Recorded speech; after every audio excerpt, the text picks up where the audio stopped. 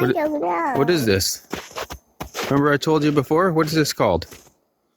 What is it? It's broken. It's not broken.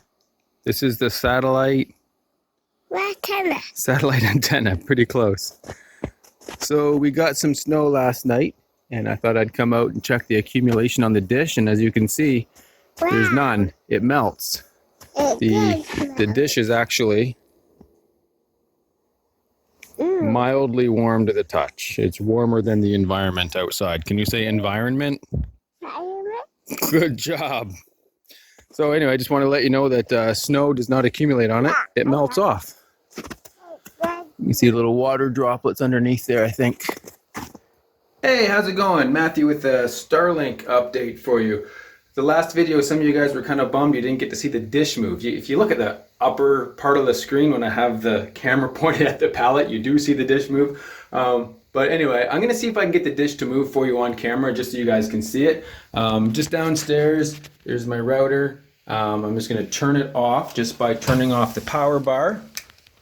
So there, all the lights are off. And I'm going to turn it back on and go outside and see if I can see the dish move. Those lights are on, and that light will come on once things start to connect. There we go. Let's go watch the dish. Nothing. It was already pointed in the right direction, so I guess it's not going to move. Okay, so I've removed all of the screws and rotated the dish so that when I plug it back in, it will move and track the satellites. That's how much I love you, YouTube. So I've got the camera set up inside pointing at it while I go turn on the router. I don't know how quickly it's going to move, so I wanted to have the camera set up in case it moves before I get back outside with the camera. So stand by, I'm going to turn on the router, see what happens. There it is, I've turned the power back on. Let's go outside and watch the dish. Hopefully it moves on camera. I'm thinking I should have put on a coat. There you go. Would you look at that, YouTube? She's moving. I did learn something about this, and I kind of knew this before, and I guess I just forgot to mention it. This is a phased array. So it doesn't actually have to move to go between different satellites. It can just adjust the direction of the signal that it's sending out and receiving. Now, I'm not much of a radio waves physicist or anything, so I'm going to pop up a couple of images here and maybe you can figure out what's going on there. All I know is it looks like to me the radio waves are maybe bouncing off of each other and they're able to focus it somehow, but again, I don't know. I'm not a scientist. All right, so while we're right here, why don't we just do a quick speed test just randomly and see how Starlink's doing. Well, would you look at that?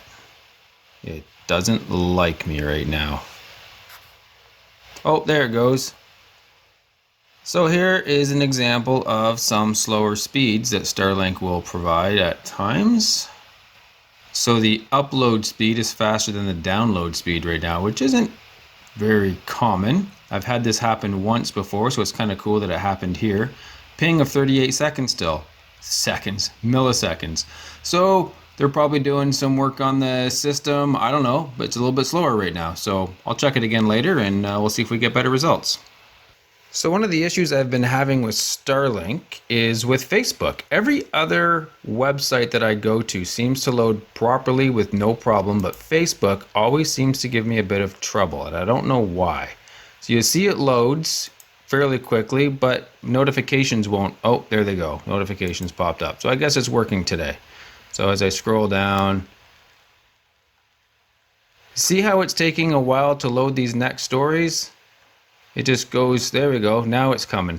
Now this actually happened a little faster than normal this time. Normally, that takes quite a bit of time for it to catch up and load Facebook. So I don't know why Starlink's been doing that. If it takes too long to load, I'll switch back to my DSL internet and it loads very quickly. So I don't know if there's some sort of issue where Starlink and Facebook aren't super compatible. I mean, most of the time it works just fine, but then every now and then that happens. And so far, that's the only website that I've seen that happen with. So I don't know if anybody else with Starlink has noticed this. If so, mention down in the comments and maybe we can figure out what's going on. All right, so this is after I reset the router and the dish. Let's do a speed test now and just see what's going on here. And there we go. Back up to the normal speeds that I normally see. Every now and then it's a little bit lower, maybe somewhere in the high 90s, low 100s. And then every now and then it gets down to about 15 or so, but it's never been less than that unless it's sort of zero because there's no satellite or they have it down for beta work. So as you can see, just at a random time here, we've got some serious speeds going up, serious speeds coming down, and 35 milliseconds for ping, so that's not bad. All right, so I've got a 17-minute and 20-second video here that I have just finished editing that I need to upload to the internet. So I'm going to go ahead and select that. And now a video of this size would normally take about 6 to 8 hours to upload. Here we are. I don't know if you can see that. We've got 18 minutes to upload that 17-minute video. So it's about a minute per minute. So it's uploading at the same rate that I could watch it.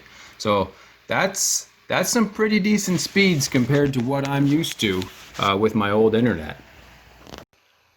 And I'm not sure if audio records with this, but we're going to see. So I'm going to hit Starlink app and we're going to go in and check the statistics, and you are going to be able to see what I can see on my phone with the app. So we can go on, you can see that big yellow block there. That's where I unplugged it, I think, because that's about the same time ago that I had unplugged the router. So that's where it was down. In the last 24 hours, there's been 2 minutes of no connection, and that was my fault because I unplugged it, and it's been down for 4 seconds with beta testing. So really, the amount of time that it's been down isn't all that bad. There's some pings there from Fortnite, Google, and Counter-Strike servers. 36 milliseconds, 74 for Counter-Strike. That one's always been higher. It must be on the other side of the continent or something. But overall, stats have been pretty good. On average, I'm seeing about 15 minutes total down throughout the day, whether that's beta down for beta work or if it's down for no satellites. The no satellites typically is usually only 3 or 4 minutes over the course of a day, and it's down for maybe 10 to 12 minutes for beta testing or beta work or whatever it is they do there. So really, 15 minutes out of 24 hours that you don't have internet, not ideal by any stretch, but remember, this is still just the beta program. So for a beta, it definitely is better than nothing. I still haven't cut the cord yet with Bell. I still want to make sure that nothing funky goes on here, but I'm thinking after a couple of more weeks, I'm probably going to call out Bell and say, hey, just don't need you guys anymore. For the same price, I'm getting way better internet. So anyway, I just wanted to give you a little bit of an update on how Starlink was going, and it's going good. So like if you haven't, subscribe if you haven't. Actually, don't subscribe because you're probably watching this for Starlink stuff, and most of my videos are about airplanes and flying. So if that's not your thing, don't bother subscribing. But otherwise, I hope you enjoyed watching, and we'll see you later.